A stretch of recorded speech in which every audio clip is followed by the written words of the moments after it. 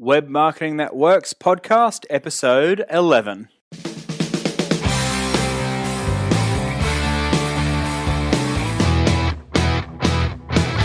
Welcome to the Web Marketing That Works podcast. Come behind the scenes of real-life marketing experiments and listen in as amazing guests confess the truth about what really works. Now, here are your hosts, Adam Franklin and Toby Jenkins. Hello there, it is Adam Franklin from the Web Marketing That Works podcast, joined as always by my friend and co-host Toby Jenkins. How are you, Tobes? Good, thanks, Ads. How are you going? Really well, thank you. Now, this is the show for people who love marketing on the web.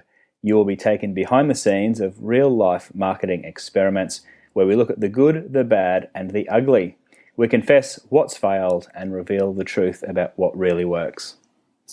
This show is brought to you by our new book, Web Marketing That Works, and specifically the bonus templates that go with it. The bonus templates you can grab from our website, bluewiremedia.com.au/book.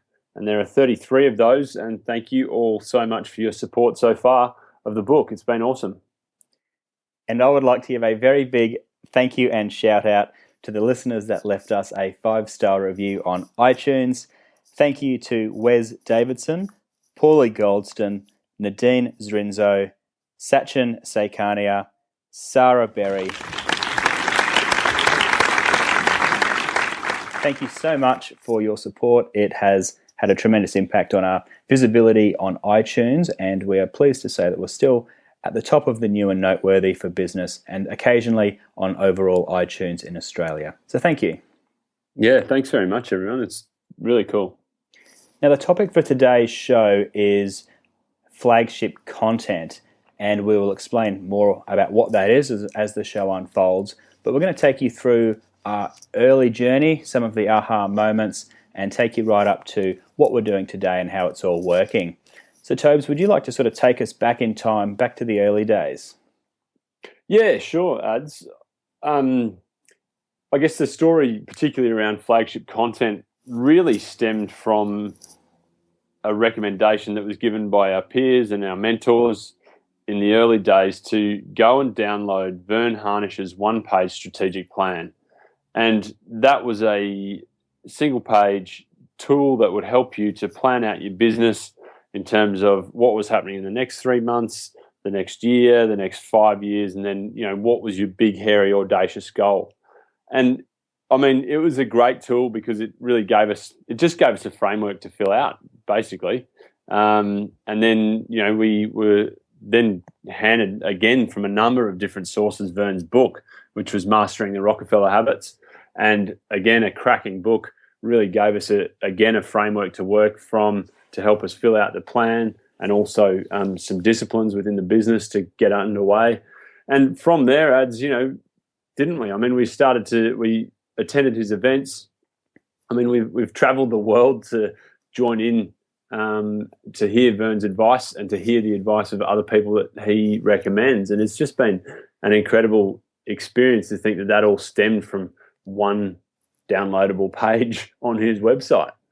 Yeah, it speaks volumes to the idea of quality over quantity. Hey, I mean, Vern does obviously have a large quantity of good content, but there's one piece of flagship content that really, his reputation preceded him, and his name kept coming up from people that we trusted and admired.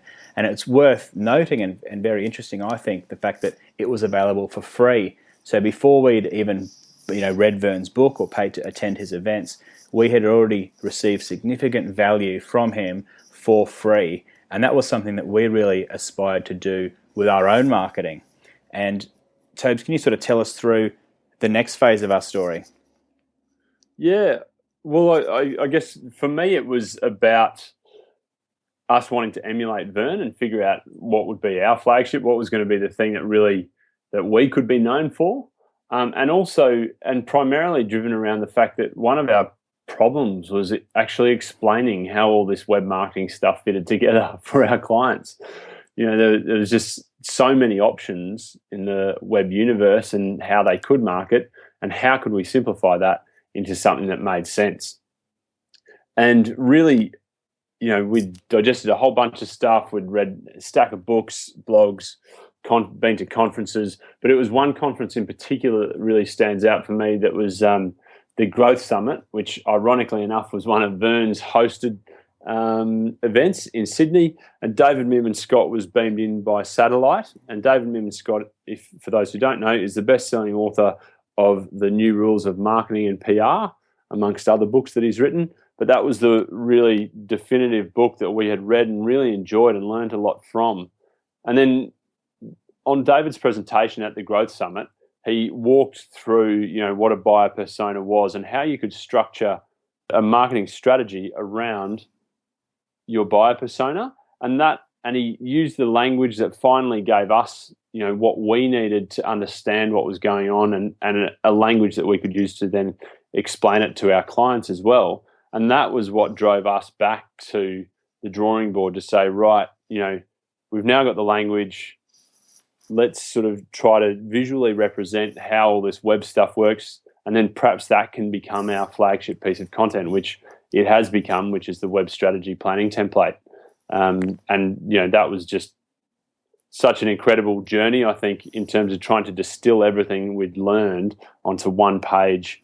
So then we could explain it. And then ultimately that's been the backbone of our business, I think, Ads. Yeah, I mean, going back to, we digested, hundreds of books, dozens of conferences, and trying to actually visually convey all these things that were going on, like social media and all the, tons of different platforms within it, and backlinks and search and email marketing and converting on a website. There was all these ideas that was very hard to actually convey to customers, and we sort of sketched it out, a number of hideous looking sketches. But of course, luckily we had a very talented designer called Sarah who was managed to take these drawings of ours and turn it into something that looked quite spectacular and was very simple to digest.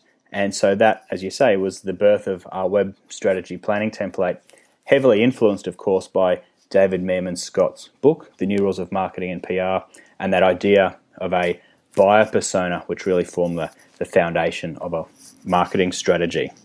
And so because he'd heavily influenced it, you had a brilliant idea, Tobes, and you contacted him. Run us through that. Yeah, look, it was a complete shot in the dark, that one. But basically sent it through to him and said, after we'd been working on it and we'd got it all to a state that we were happy with, we said, okay, well, David, this is the work based very heavily on your book. Thank you so much for your influence on our thinking. And we just wanted to share this with you and would be really interested to see what you thought.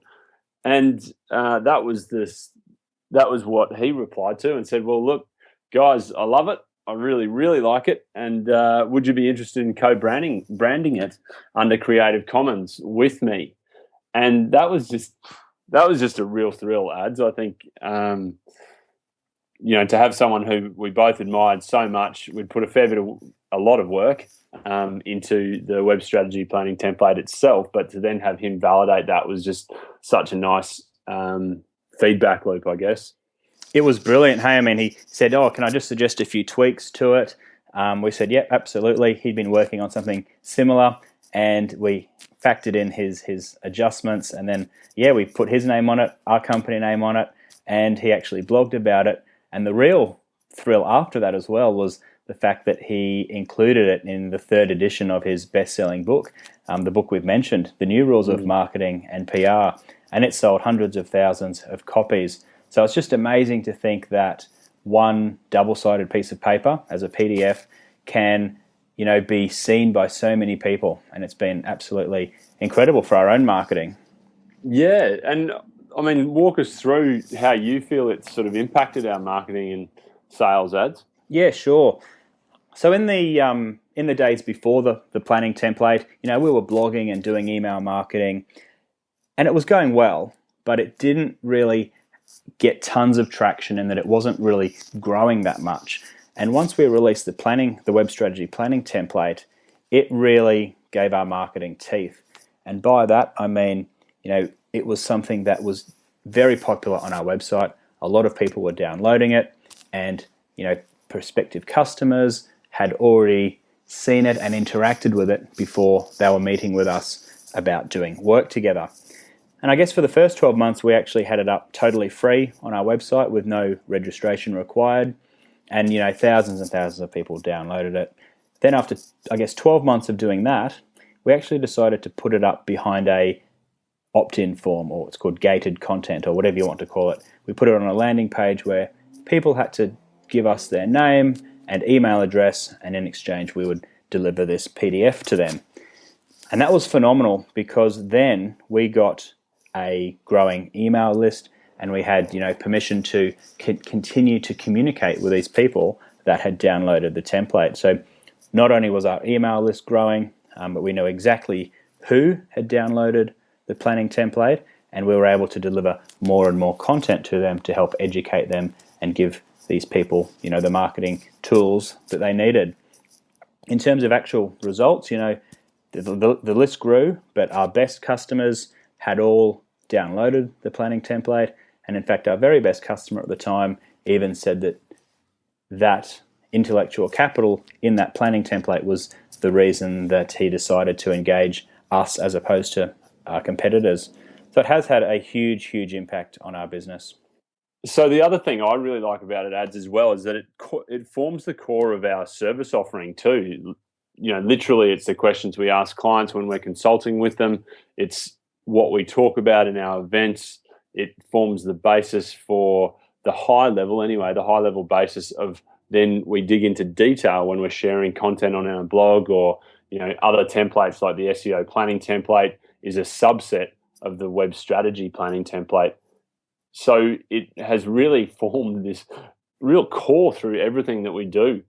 And so as well as being a great marketing tool, as well as directly contributing to sales, it also forms a part of the process that we do day in, day out with our clients, which I think it kind of blows me away, really, that it could take that, all those levels at once.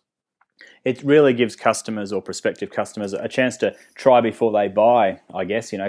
For free, they can take a look at this framework and see if it sits well with them.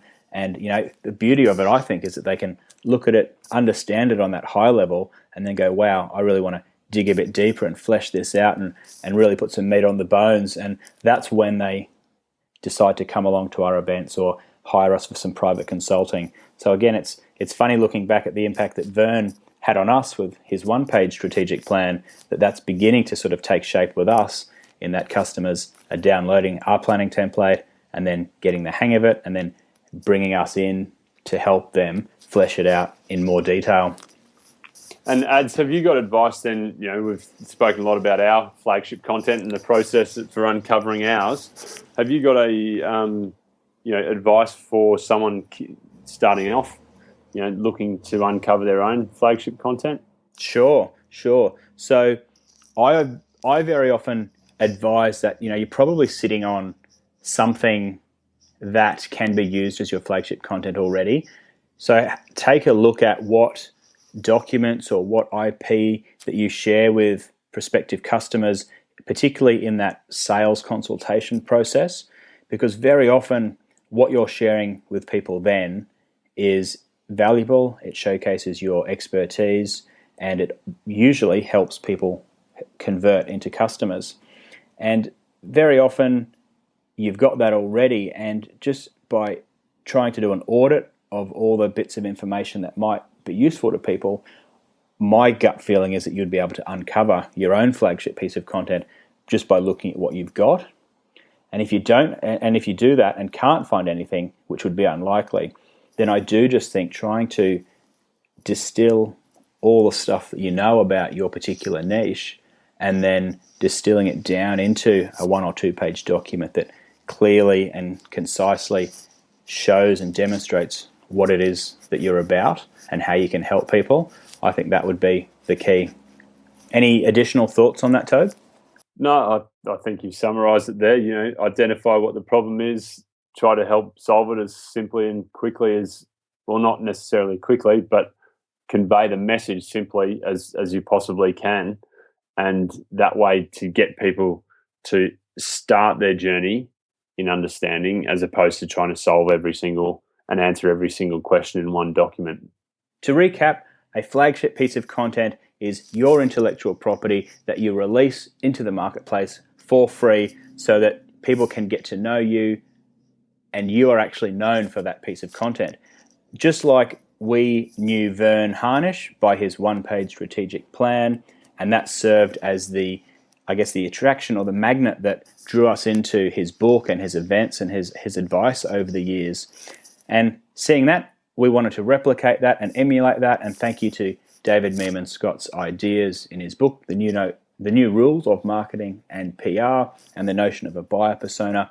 We were able to collate hundreds of books, dozens of conferences, and David's ideas into the web strategy planning template, which we released and which David loved and we collaborated on, and fortunately appeared in the latest edition of his best-selling book.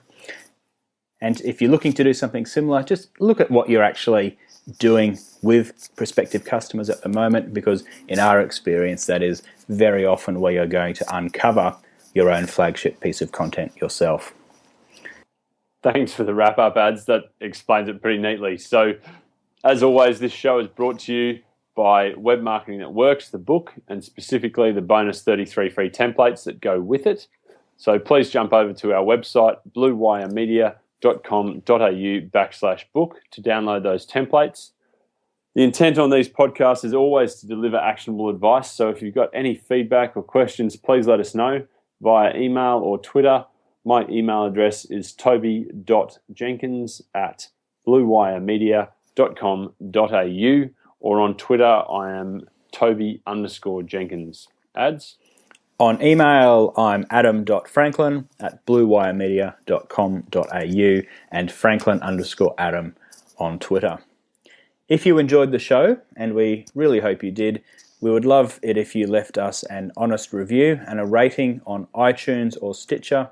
We will give a shout out to the kind listeners that leave us a 5-star review. Thank you very much, and we will see you next time. Thanks very much, everyone.